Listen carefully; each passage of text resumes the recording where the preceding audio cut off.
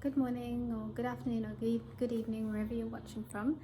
I am Joanita. Welcome to my channel if you're new, or welcome back if you've been a subscriber. And today I'm just going to give you some plant visuals. I'm just going to go around a few of my planty care things that I need to do today, and just follow along and show some plants and just have a plant appreciation day. I hope you enjoy. Please excuse the background sound, and that's the leaf blower that you're hearing in the background, but it's live and that's what I get. So first thing I will normally do is spritz all the Calathea. I'll check through whether they need some watering or not. So I actually watered this yesterday, so I know that it doesn't need watering. There's another new leaf coming through. So let's just go around.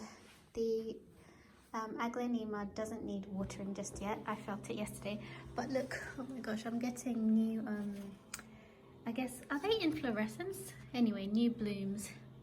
So which means from what I hear that it's taking a lot of energy from the plant. So I'll see how that goes, but I think I eventually plan on cutting the blooms, but for now they're just there. Her leaves are still firm, so she doesn't need a watering. I watered this quite recently and her leaves are firm, same with all the neon. So it's mostly the big plants that I'll be taking care of, but I still wanted to give some plant visuals today. And I'll stop talking now so that I can mute out the background stuff that's going on. So here we've got the Crimson Queen, Hoya Crimson Queen. I put up a quick video on Instagram just showing the pale pink and cream leaves. So this whole stem, this sort of hot pink or dark pink stem, is completely pale. And then there's this one here. I think this is the one that I showed. Hang on, if I can get around to it. Yeah, so this is the one. It's pretty long. Let me try see if I can back up a little bit. But yeah, and there's another one in here somewhere. It's so intertwined. Can you see the pink along there? I just let it do what it wants to do. It's been flowering all summer. Isn't that so cute? So cute. I don't really have a scent that I can smell anyway. I mean, it smells floral, nothing particularly sweet. And where's the other one? Here's another one under here. And here's a spent, yeah, this is a spent one. All the blooms fell off after they dried. And there are a few others in amongst in there, but she's doing okay. I watered her recently, so she doesn't need watering. In fact, I watered her, I think, a couple of days ago. What we will do is go ahead and spritz this one actually. Let me just check. Okay, she needs a watering. So all I did was lift up the pot. You'll get to a point, if not already, where you can tell whether your plants need a watering just based off how heavy the pot is. And this is the Philodendron Rojo Congo. She's grown so fast. She's now at the point of the window ledge, and I'll try and find the original picture when she was so small. She was half the size that she is now, but she's been growing so well. Every morning what I would normally do is spritz the new growth, because the moisture helps it unfurl. So today I will water it, and we're going to go do that in a minute. Just checking in the corner here.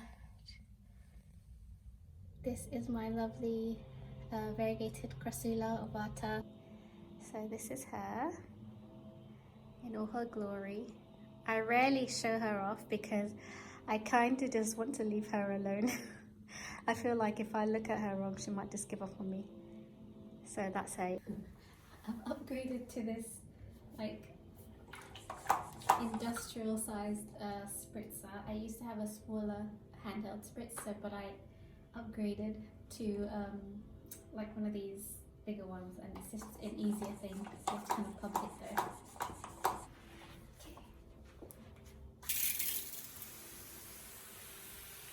But it makes it so much easier and so much more fun, and then I feel like I'm in Kew Gardens or something. So I spritz the underside of the leaves as well as the top and the stalks. This makes it so much easier.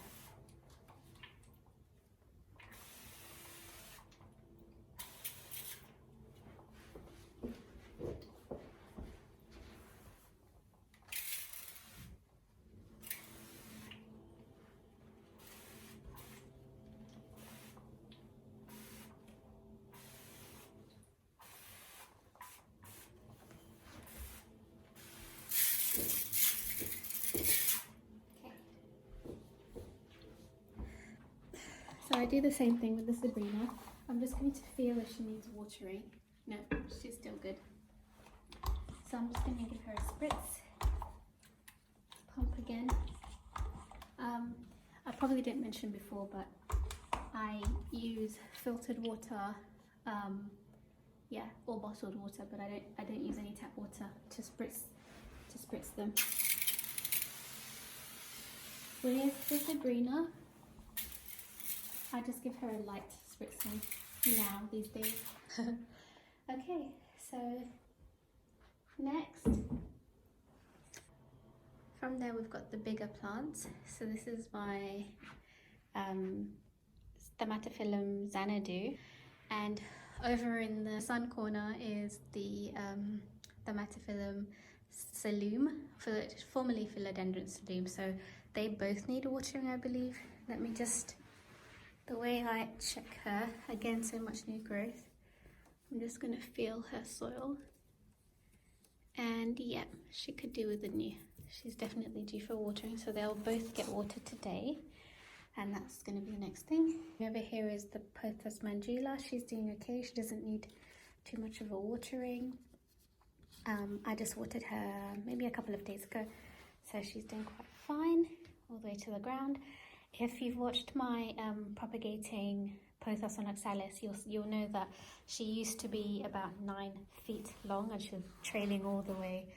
So I gave her a severe cut, was it a month ago now? So she's doing well, lots of new growth coming in. You can see, for example, here. So just some eye candy. Okay, and then as you can see over here is the big mama, but we'll come to her soon. All right, so first thing, let's go back. Oh, and of course I've got my Oxalis triangularis here. She will need a watering. I can see that she's dry, so I just need to water her. That's Xanadu's roots, that's just like exploring everywhere. I just leave her to it. Okay, there you go. Taking her to the shower. I want to bring you in a bit close to show you something. For a while there, I kept noticing these in a few leaves. Here's another one. And I realized that I was over-fertilizing. Here's another one. So when I repotted her, she was already in potting soil that of course had fertilizer. And then what I was doing was adding fertilizer during the summer, and this is the result. It was just getting too much. So as soon as I stopped and just started using water again, as you can see, the newer leaves don't have any of that. Okay, so just a note to yourself, just be mindful when you repot your plants and trying to also fertilize them during the summer. And you can see the newest leaf doesn't have any, and there's another one coming. But just a point for you. Okay, let's get to watering her. Once I've watered her roots thoroughly, I'll come back with a watering can of filtered water to just go off and rinse the leaves, so that that's how I try to avoid the watermarks and clogging the leaf.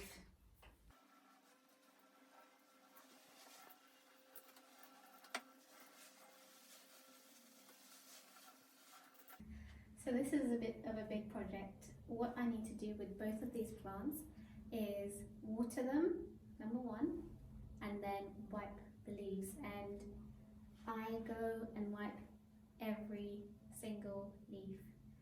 Now, thankfully, I only do that about every 3 months or so, or just whenever I feel like it's dusty and it needs a little TLC, or if I see a lot of spider webs, especially in this one. I'm going to bring you in closer so you see what I'm doing.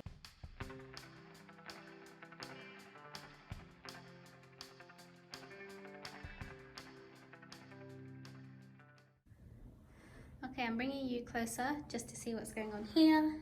So first things first, I'm going to transfer the pot into the tray so it can hold the water that's going to be spilling out.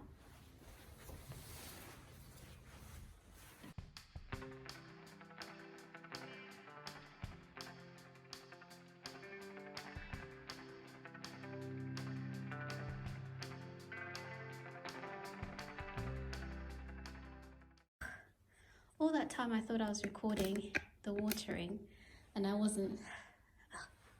So basically this was filled to about 3/4 and I watered the saloon. So while that's draining, let's go get the Rojo Congo back to its spot.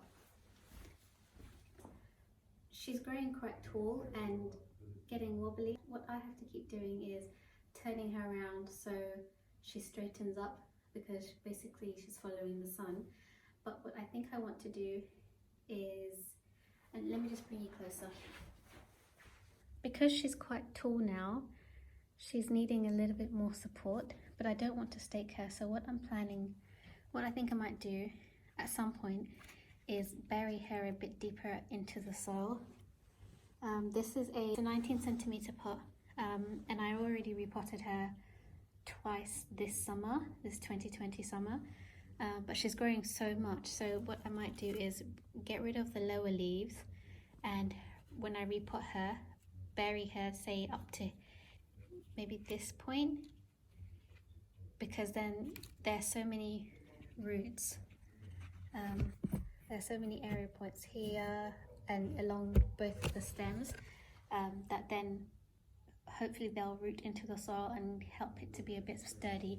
Because yeah, as it's growing bigger, it's very top heavy and it needs to be anchored somehow. So I'm going to look into doing that, but for now she's yeah, looking amazing. So let's put her back in her spot.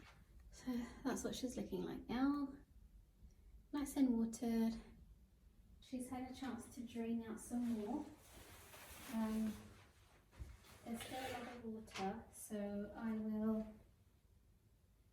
I'll put her onto her tray now, I think. So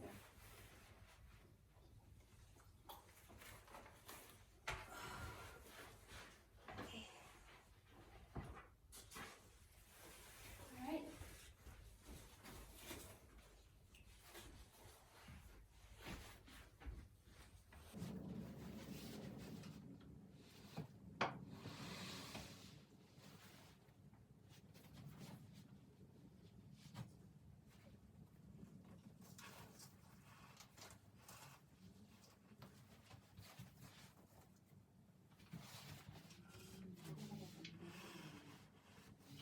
On to the next one.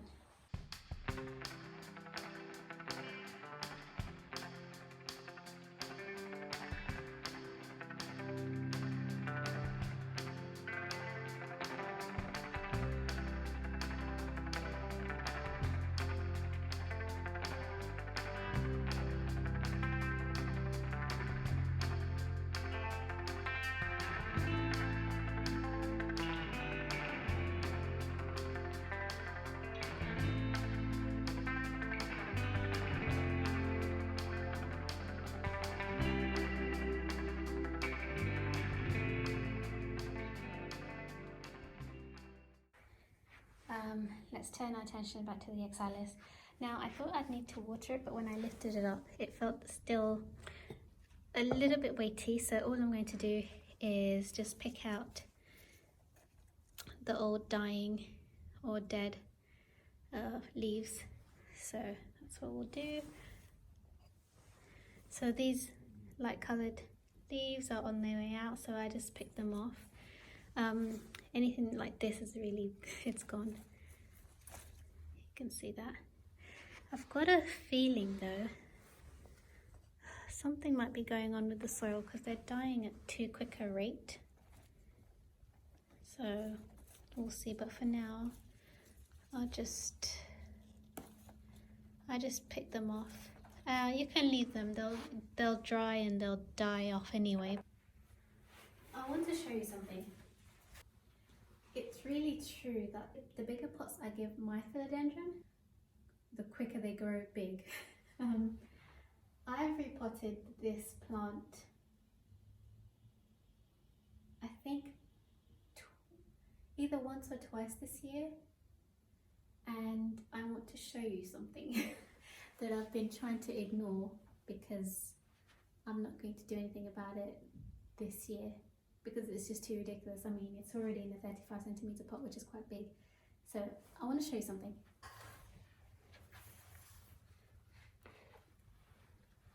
Can you see it?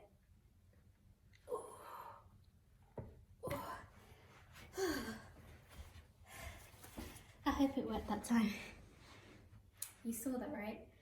So yeah, and I don't even want to look at what the saloon has going on under there, but I'm not repotting this again because she can stand to be a bit root bound, but that's what's going on under a lot of my plants. Even though I repotted, let me think, I think I repotted all this summer. I want to show you a quick tip. My writing's very messy, it's only meant for me to read. So you probably can't see it, but I keep this little diary of when I've watered something. It's like today, for example, when I sit down, I'm just going to write down the date and what plants I watered. It's not something that is to make sure I water consistently. No, it's to record when I watered because my plants have different schedules, and I started doing this when I had a lot more Calathea because they needed constant but varied scheduled watering sessions. So I found it helpful to write down when I watered something, so then if I went to water it, I would double check if I felt like it was getting too much care, so then I wouldn't overwater a plant. So I check in my book when it was last watered.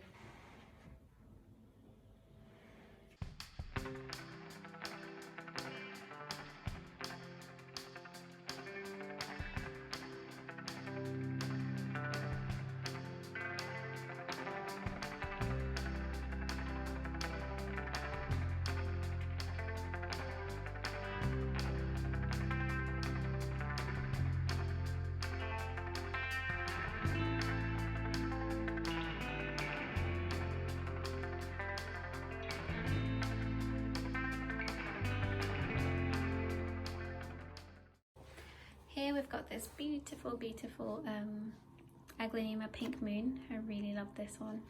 Well, I love all the plants, but so I'm just gonna feel, yeah, her pot's still okay. So I think I just recently watered her, and this is what I mean. I sometimes think, okay, her pot feels okay, and I think I just recently watered her, but I'll double check my book just to reconfirm that yes, I did water her recently, so it's okay to leave her. I already watered these, I think yesterday, or no, not yesterday, maybe over the weekend, so I know they don't need it. I know all these plants in here don't need it, but hang on, let's check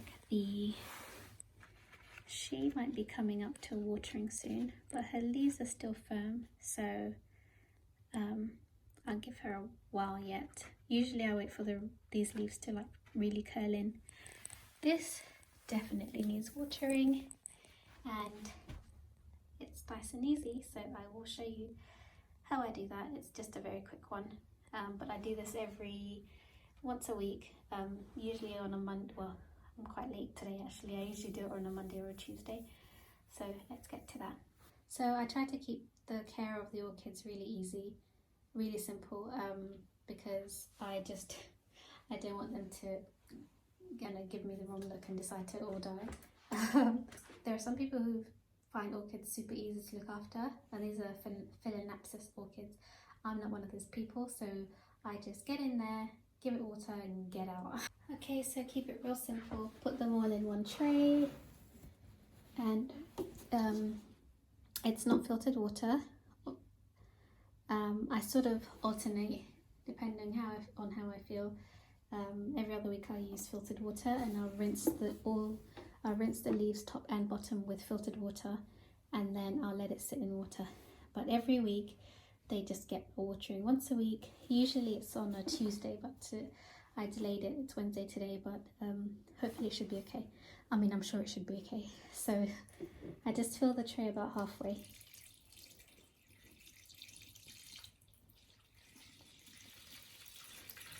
In this watering can, I've added a little bit of all-purpose fertilizer. It's the same one I use for all my plants. I just use a weaker solution for the smaller ones. I don't have a separate fertilizer for the orchids. I just try to keep things simple, to be honest. I'm not exactly a lazy plant parent, but I just don't like a lot of fuss, so that's how they get watered. They'll sit in there for about half an hour or so, and then I'll just take them out and they'll sit back where they were and just enjoy the light.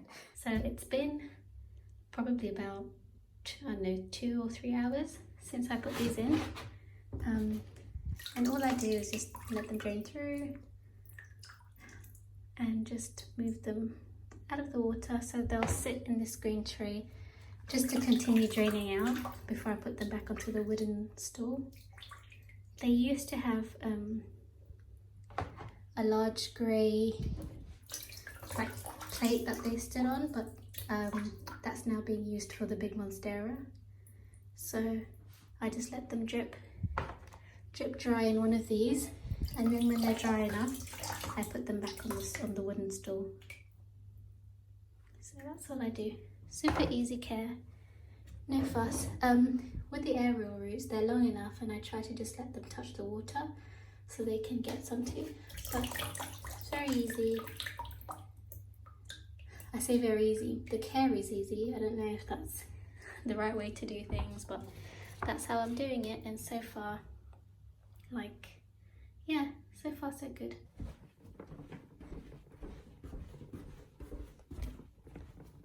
So they just go back here. Right, and when they've drip dried enough, I'll take them out of the basin and put them just directly on the stool. That's all I do for the orchids, and they are that far away from the window. They get enough light, but not too much direct light. Okay, so it's now 2 days later, because after everything else I got sidetracked with doing other things, and to be honest, if I don't feel like doing planty chores, I just give myself a rest, because otherwise I find that I won't be able to do it properly. I'm going to show you the mix of the neem oil, soap and water that I use to clean the leaves of the Saloon, the Xanadu and the Monstera. It's still the same, and yeah, so let's do the mix. A drop of neem oil. Okay, and I'll do that first so you can see. I don't put a lot. I really don't put a lot. And then I put an equal amount of eco-friendly dish soap, so just enough to cover the oil, so equal parts. And then I mix those to emulsify it, and it should turn this creamy sort of white consistency. And if I feel it's looking a bit too oily, I'll just add a bit more dish soap, but this seems to be all okay. It's mixed through. There's no separation between the oil and the soap. So that's the consistency, creamy white. And then I just use filtered water. Okay. And for that amount, because I'm using a measuring jug, usually I just eyeball it. I make quite a weak solution, because I'm a bit hesitant to put too much neem oil on the leaves. I'm not quite sure what it would do. And this is only the second time I've done this. Usually the plants were small enough that I could put them in the bath, but now that they're quite big, this is what I do. So that's the consistency, and then I get my plant dedicated fibre cloth. Dip it in, allow it to absorb.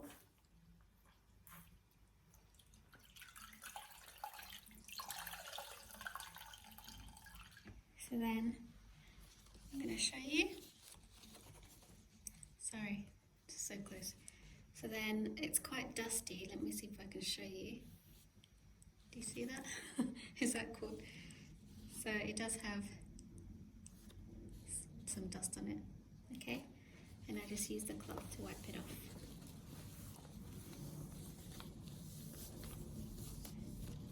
And I find that the leaf of the Thaumatophyllum is actually quite like thin. Doesn't look like it. Well, maybe this particular variety. But yeah, that's all I do. I wipe the leaves.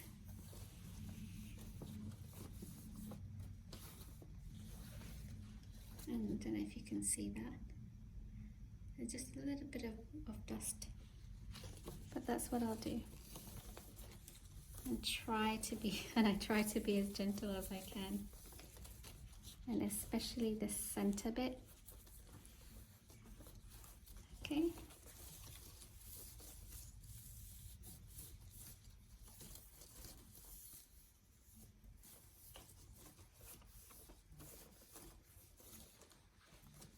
It's a bit tricky, so this takes me probably, it's going to take me a good half an hour, and I'll show you why.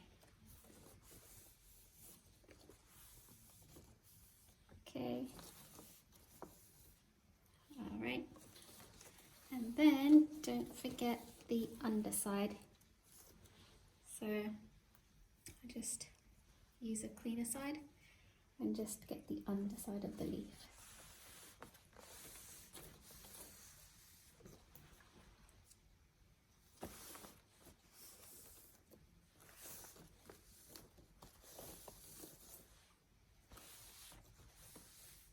And especially along the center.